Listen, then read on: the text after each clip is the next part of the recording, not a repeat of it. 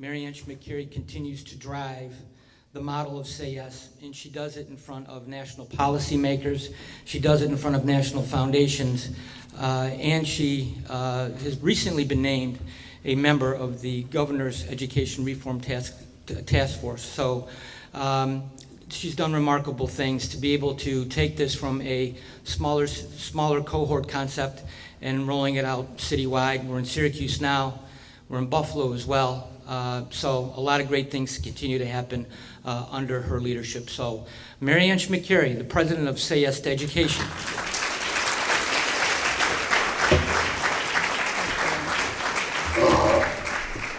Thank you so much, Pat.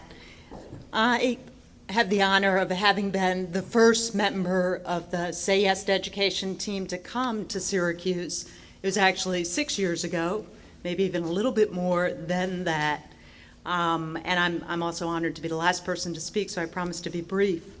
But the idea of that first conversation was simply, if you look at the work, really considerable life work of George Weiss under Say Yes to Education, and he had been at it for 18 years before we started this conversation in Syracuse. What you could see is that if you implement common sense consistently over the entire trajectory of young people, starting when they're in early education, hopefully, all the way up through 12th grade, and help them to make a successful transition to college, and you provide those academic, social, health, and just believe in young people, that you will see results. You will see kids graduate from high school and from college at rates similar to what you see in suburban communities. So what if a community, a city, an entire city, said yes to just doing those things consistently?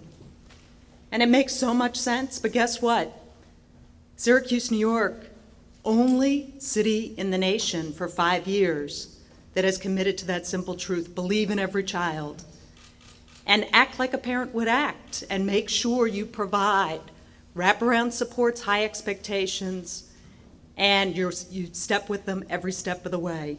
That's what's happening here. A community has come together, a community is being rebuilt. And it's happening because everybody is standing up. And I just want you to appreciate that literally, I'm just going to mention a few things. If you have contributed to Say Yes, if you serve on a task force of Say Yes, if you're an educator providing supports to Say Yes students, if you're a Say Yes student, could you please stand up? Because I can't imagine that there isn't a person in the room that isn't a founder, a task force member, a student, a teacher, an administrator, a member of the union, a member of county government, a member of city government, a member of Syracuse University and our other higher ed institutions. Everybody. And that is what is so different about this. We all stand together, shoulder to shoulder. We've been working together for 5 years. Something this community needs to appreciate is when we started, the world was very different. Everything looked rosy. The state was going to provide all this new money to the city of Syracuse, and you may sit. And it was a community with extraordinary leaders that was committed to spending that money to implement all these programs. And within 1 year, that all went away. It all went away, and we had to find a way to come together and use every dollar to make sure that you would have great summer camps and after-school programs and tutors and counseling supports and people that talk to you about going to college starting as early as 6th grade. And that's what this community is doing. It's believing in the capacity of every child. And Jakia and Cordell and Amber, we're so proud of you. Cordell, I want to tell you, I was a young person that grew up in a family without means. Somebody believed in me. I was given the wherewithal to go to SUNY Albany. I graduated proudly with political science and English. And I'm doing what I'm doing today, and I can't wait to see what you do as well. There is no silver bullet. It's just what's happening here. And it's about committing to it for the long haul. And it's about working in a fundamentally new and different way. And it doesn't mean that we don't have tough days. It doesn't mean that we agree every moment that we are doing this very difficult work. But everybody in this room knows it's never going to be one single leader, but it is extraordinary leadership that's come together to make this happen. And it won't be one simple solution, but it will be implementing common sense for the long haul and really creating every neighborhood in this city as a Say Yes neighborhood. And I want to point out the Near West Side Initiative stands with us today, creating the first Say Yes neighborhood under Marilyn Higgins' leadership, and really proud to be your partner. Bottom line, what's happening in Syracuse, New York, is becoming the model for not only New York State.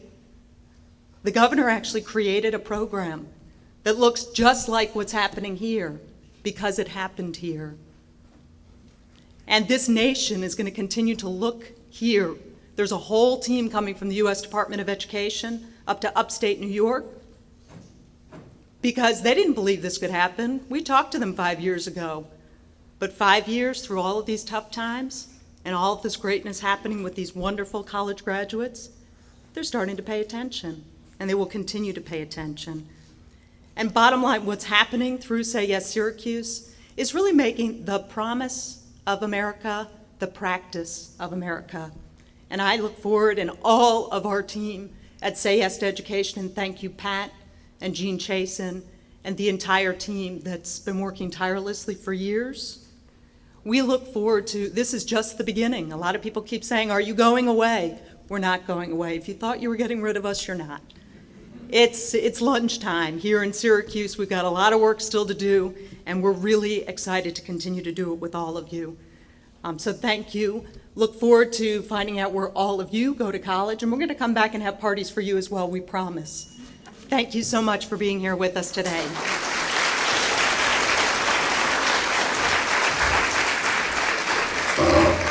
Thank you, Mary Ann. That concludes the program for today. Members of our media, we will have an interview area if you are so inclined. But thank you again. Thank you, students, for sitting patiently and listening to all the speakers. Please know we're doing this work for you. And our hope is someday that you'll do it for us. So with that, thank you very much. Thank you to all of our speakers in our community.